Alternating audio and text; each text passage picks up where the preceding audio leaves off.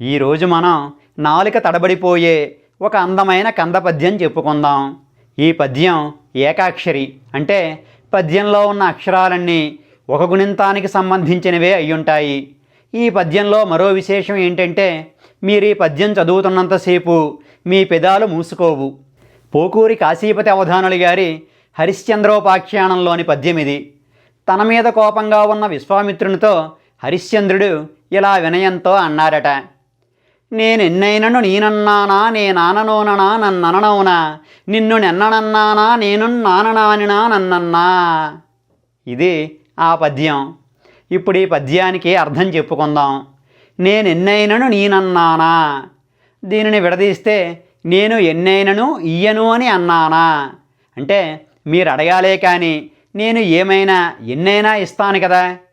నేనాననోననా, నేను ఆనను ఓననా. ఆనా అంటే ఆజ్ఞ, ఓనడం అంటే వహించడం. మీ ఆజ్ఞను నేను శిరసావహించేవాడినే కదా. నన్నననవునా, నన్ను అననవునా. మీకంతటి విధేయుణ్ణైన నన్ను మీరిలా అనవచ్చునా. నిన్ను నెన్ననన్నానా, నిన్ను ఎన్నను అని అన్నానా. ఎన్నడం అంటే గణించడం, అంటే ఇక్కడ గౌరవించడం. మిమ్మల్ని గౌరవించని వాడిని కాను కదా. నేను నాననానినా నన్నన్నా, నేను నానను ఆనినాన్ అన్నన్నా. నానా అంటే సిగ్గు, ఆనడం అంటే పొందడం. అన్నన్నా అన్నది మనం ఎక్కువగా వాడే పదమే. అన్నన్నా ఎంత మాట అంటుంటాం కదా, అలా అన్నమాట. మొత్తంగా భావం తీసుకుంటే, ఓ బ్రహ్మర్షి, మీరేదడిగినా ఇచ్చేవాడను నేను, మీ ఆజ్ఞను శిరసావహించేవాడను. అటువంటి నన్ను ఇలా ఎలా అంటారు? ఎన్నడైనా మీ మాట కాదని ఎరుగుదనా?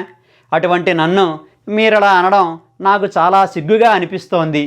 ఇది ఆ పద్యానికి భావం. మీరు కూడా సరదాగా ప్రయత్నించి చూడండి.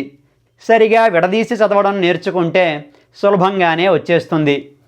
నేనెన్నైనను నీనన్నానా నేనాననోననా నన్నననవునా నిన్ను నెన్ననన్నానా నేను నాననానినా నన్నన్నా. జయహో పోకూరి కాశీపతి గారు, జయహో మన తెలుగు భాష.